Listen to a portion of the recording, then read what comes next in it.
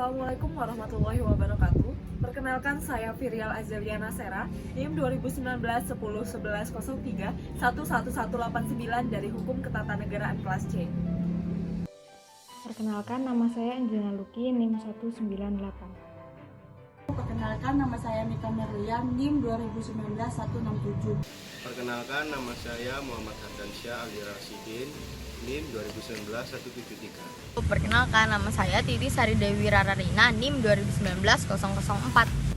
Di sini saya beserta teman-teman saya akan menjelaskan tentang perjalanan FPI, di mana FPI didirikan dalam diam dan dibubarkan ramai-ramai.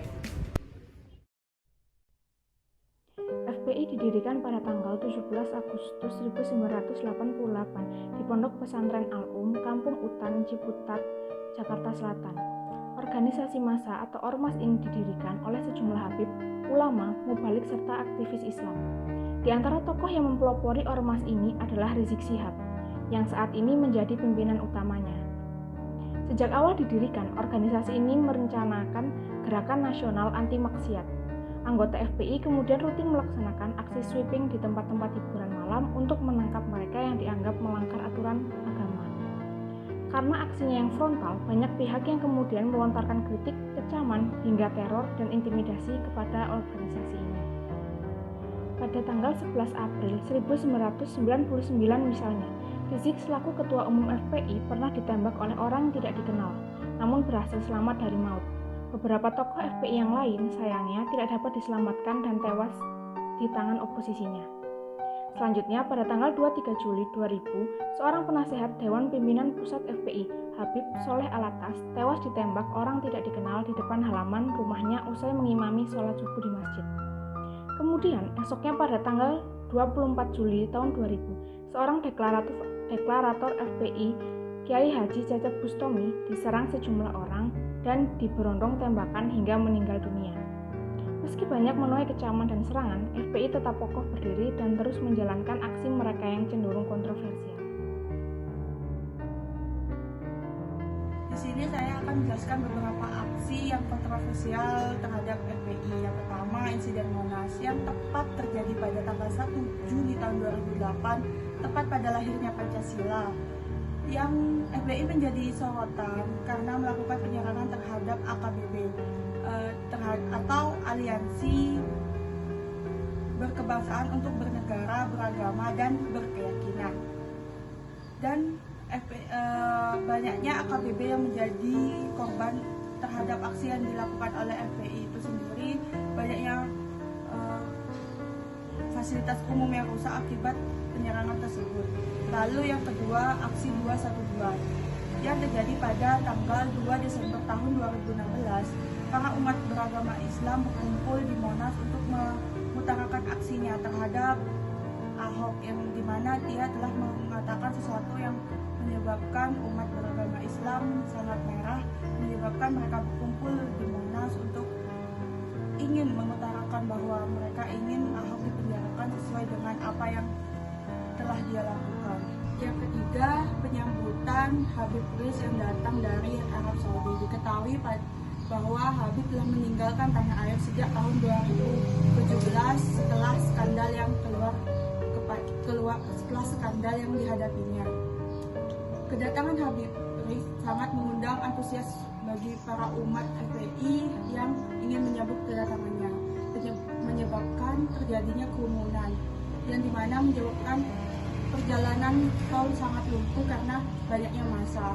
Banyak kritik yang datang karena pada saat itu dalam masa pandemi dan harus work from home atau melakukan social distancing yang dimana pada saat penyambutan itu tidak ada protokol kesehatan sama sekali dan menyebabkan banyak kritik yang datang kepada FPI.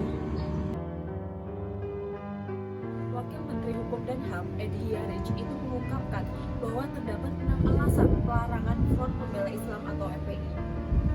Hal itu tertuang dalam keputusan bersama Mendagri, Menkumham, Menkoinfo, Jaksa Agung, Kapolri, dan Kepala BNPT nomor 220/4780 tahun 2020 tentang pelarangan kegiatan penggunaan simbol dan atribut serta penghentian FPI. Alasan pertama terkait dengan keberadaan Undang-Undang Nomor 17 Tahun 2013 sebagaimana telah diubah menjadi Undang-Undang Nomor 16 Tahun 2017 tentang Ormas, terkait dengan tujuan menjaga eksistensi berideologi serta berkonsensus negara Pancasila, Undang-Undang Dasar 1945, keutuhan negara serta Bhinneka Tunggal Ika. Alasan kedua di mana isi anggaran FPI itu bertentangan dengan pasal 2 Undang-Undang Ormas. Alasan ketiga di mana FPI belum memperpanjang surat keterangan FPI sebagai terdaftar Ormas yang berlaku sampai pada tanggal 20 Juni 2019 sebagaimana keputusan Mendagri tanggal 20 Juni tahun 2014. Dan sampai sekarang FPI belum memenuhi syarat untuk memperpanjang SK tersebut dan secara de jure pada tanggal 21 Juni 2019 FPI sudah dinyatakan bubar.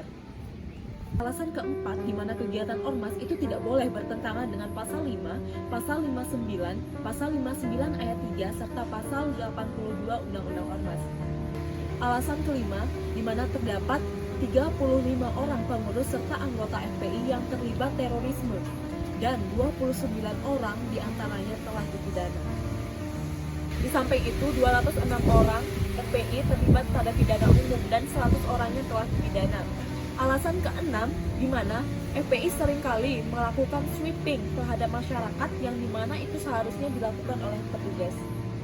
Berdasarkan pertimbangan itu, perlu mengingat keputusan bersama Mendagri, Menkumham, Menkominfo, Jaksa Agung, Kapolri, dan Kepala BNPT tentang pelarangan kegiatan penggunaan simbol dan atribut serta penghentian FPI mengingat pasal 28C ayat 2 Undang-Undang Dasar 1945 serta pasal 28D Undang-Undang Dasar 1945. FPI telah dinyatakan ilegal sejak 2019.